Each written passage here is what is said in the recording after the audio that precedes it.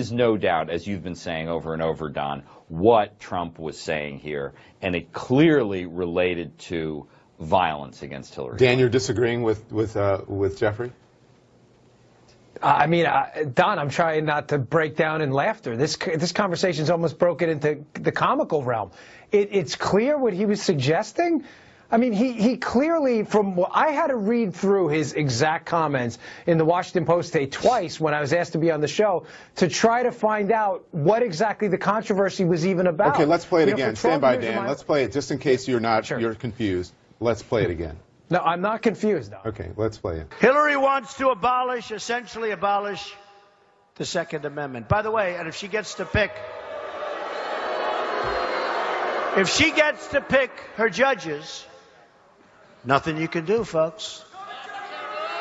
Although the Second Amendment people, maybe there is, I don't know. But okay, explain to us, people who don't understand and that you want to laugh at, what he meant by that.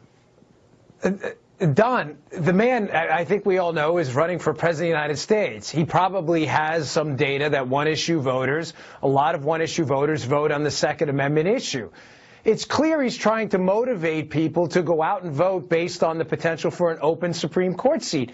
How that's clear to you, that was some kind of call to an open revolution and to start firing your weapons at public officials, is utter absurdity. No one said that, Dan. No one said that. No one said that. And so no one said that.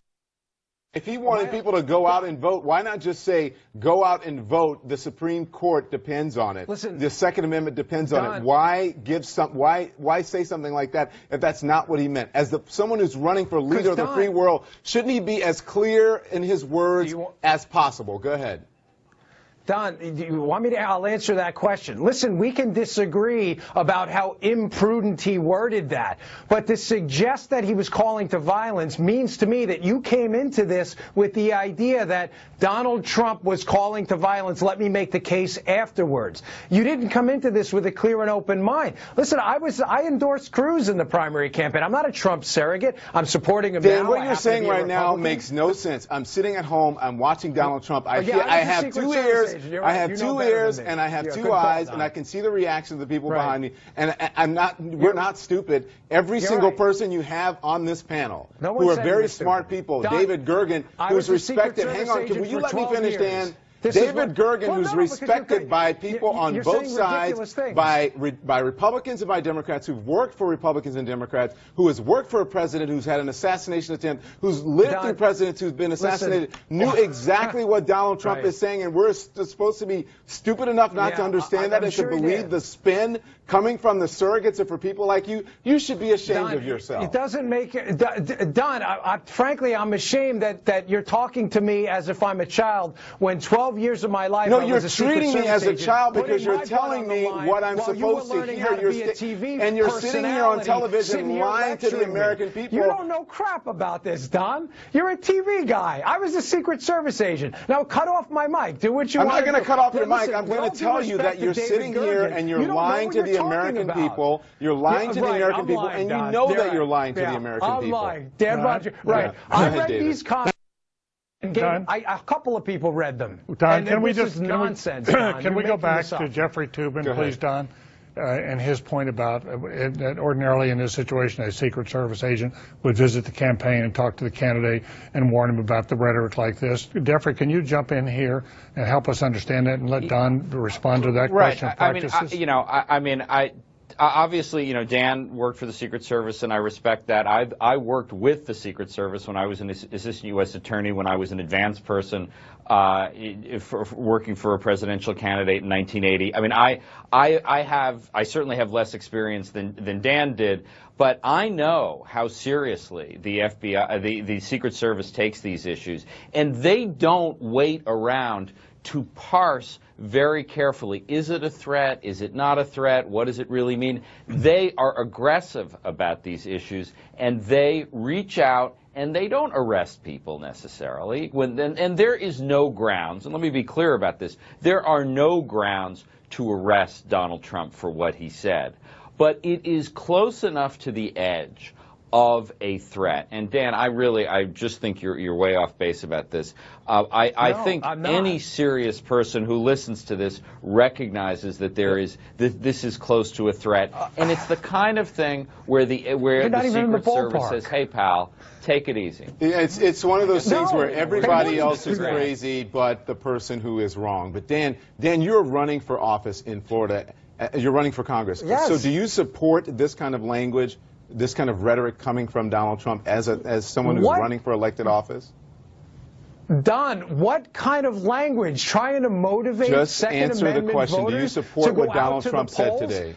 That was an answer to the question. Support yes or what? no? Getting Do you people support, out to vote for Donald Trump? Do you support what he said today? Don, people who believe Second Amendment should absolutely vote against the gun grabber, Hillary Clinton, 100%. And whatever you need to say within the realm of reason to motivate people to get out and vote, yes, you should do that because you will lose your Second Amendment rights. First of all, that's a talking point to call someone a gun grabber. No one is trying to take your guns. That is a talking point. Don, you're Captain Talking Point. You're like Captain Talking Point, and then you throw it back at me. Your insults. What's my talking point? Tell me what my talking point is, Dan. You came into this and you said, listen, this is pretty clear. Donald Trump was implying some kind of a violent act against Mrs. Clinton, which I'm telling you from 12 years of experience How is that a talking point? Doing that. How is that a talking point? Do you know what a talking point is? A talking point is when you are a political operative and you go on television every single day and you say the same thing over and over and over, whether it's wrong or not, because you have been fed something by the campaign. I've never said this over and over.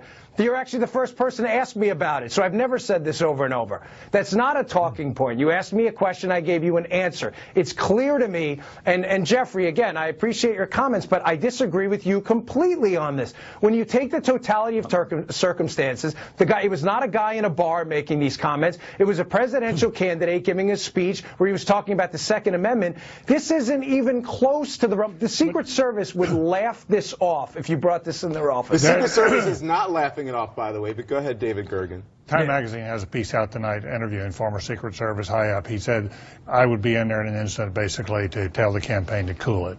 That this is very close. This is very, well, it's just like you. It's someone who they went to interview and he said, you know, this is very close to the edge. The very words Jeffrey Tobin used. And so I think you at least have to agree to the proposition that reasonable people can have a different interpretation of what he said, that it falls on different ears. You know, that's what a dog whistle is all about. Some people hear one thing, some people hear another. And after you've gone out and called her crooked for all this time, basically called her a criminal, ought to be in jail. Your people are always yelling, lock her up. One of your people, you know, said she ought to be shot for treason. And you have my people? No, that's one of Trump's people. One of his top supporters says she ought to be shot for treason. When you have that kind of rhetoric of violence, wait a second. When you have a rhetoric of criminality and violence, and then Donald Trump drops these words into the middle of it, don't you think that some people could reasonably conclude from that, wait a minute, that really sounds like a sort of a subtle call to violence in the event that you win. No, because David, don't you understand that some people? By the way, Dan, there's a Secret Service official Twitter account that says the Secret Service is aware of the comments made earlier this afternoon, and as you said, laughing it off. They're not laughing it off. They're not laughing. That's exactly right.